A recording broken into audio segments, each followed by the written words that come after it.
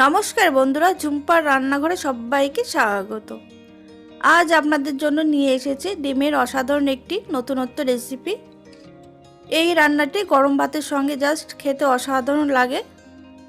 আমরা যেরকম ডিমের ঝোল, কষা, ঝাল খেয়ে থাকি, তার থেকে কিন্তু স্বাদে একটু অন্যরকম, আর খেতেও ভীষণ ভালো লাগে। আশা করছি আজকের রেসিপি আপনাদের ভালো লাগবে। তাহলে চলুন দেখে নেওয়া যাক।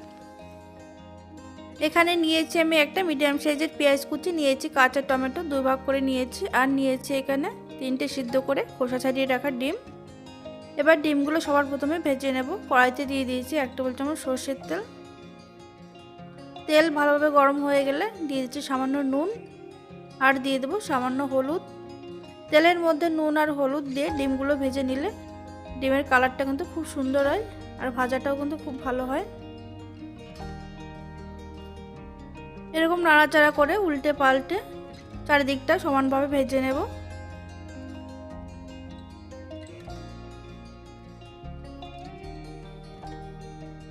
ডিম ভাজা হয়ে গেছে, এবার ডিমগুলো তুলে নেব একটা পাত্রে।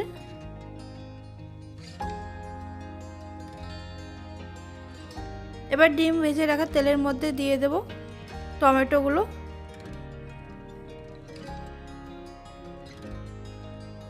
আমি এই রান্নাতে আলু ব্যবহার করছি না, আপনারা চাইলে আলুও ব্যবহার করতে পারেন। টমেটোগুলো দিয়ে 1 মিনিটের জন্য এটা ভেজে নেব লো টু মিডিয়াম আঁচে। তবে খুব বেশি ভাজবেন না, 1 মিনিট ভেজে নিলেই হবে। উল্টে পাল্টে এরকমভাবে ভেজে নিচ্ছি। ভাজা হয়ে গেছে, এবার তুলে নেব। এবার বাকি তেলের মধ্যে দিয়ে দেব আরও 1 চামচ সরষের তেল। ফোড়নে দেব এবার 1/2 চামচ কালো জিরে, দিয়ে দেব 2টো শুকনো লঙ্কা।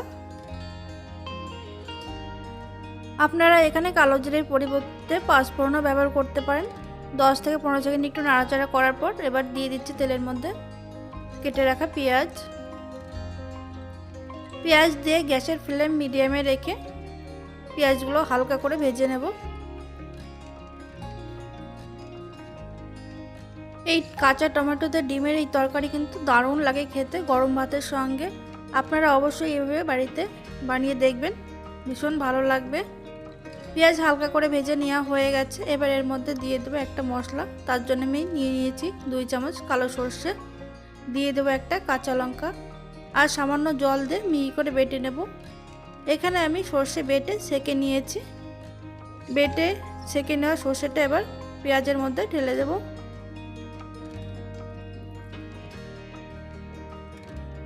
এবার একটু নাড়াচাড়া করে এর মধ্যে দিয়ে দেব কিছু মশলা। তবে এই রান্নাতে আদা বা রসুন কোনোটাই ব্যবহার করা যাবে না। দিয়ে দেব স্বাদ অনুযায়ী নুন, দিয়ে দেব 1/2 চা চামচ হলুদ গুঁড়ো, আর দিয়ে দেব কালারের জন্য 1/2 চা চামচ কাশ্মীরি রেড চিলি পাউডার। তবে আপনারা যদি পছন্দ না করেন স্কিপ করতে পারেন। আর দিয়ে দিলাম বাটি ধুয়ে রাখা সামান্য একটু জল। এবার সমস্ত মশলা খুব ভালো করে কষিয়ে নিতে হবে লো টু মিডিয়াম ফ্লেমে।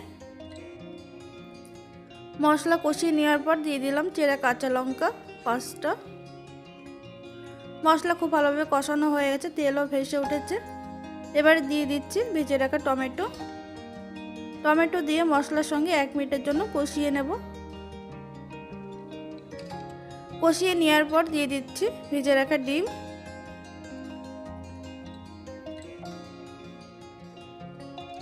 এবার সমস্ত কিছু নাড়াচাড়া করে নেওয়ার পর এটা ঢাকা দিয়ে রেখে দেব 2 মিনিটের জন্য।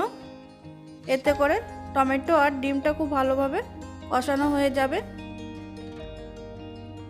তবে অবশ্যই গ্যাসের ফ্লেম লোতে রাখতে হবে।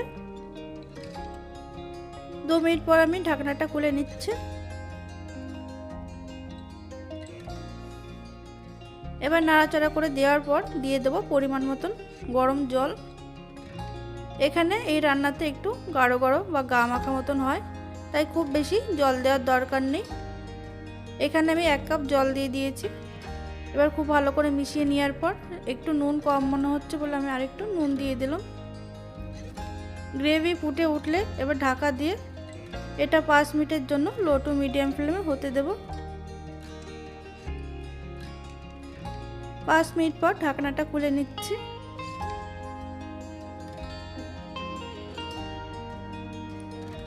দেখুন টমেটো খুব ভালোভাবে সিদ্ধ হয়ে গেছে। এবার এর মধ্যে দিয়ে দেবো 1 টেবিল চামচ ধনেপাতা কুচি।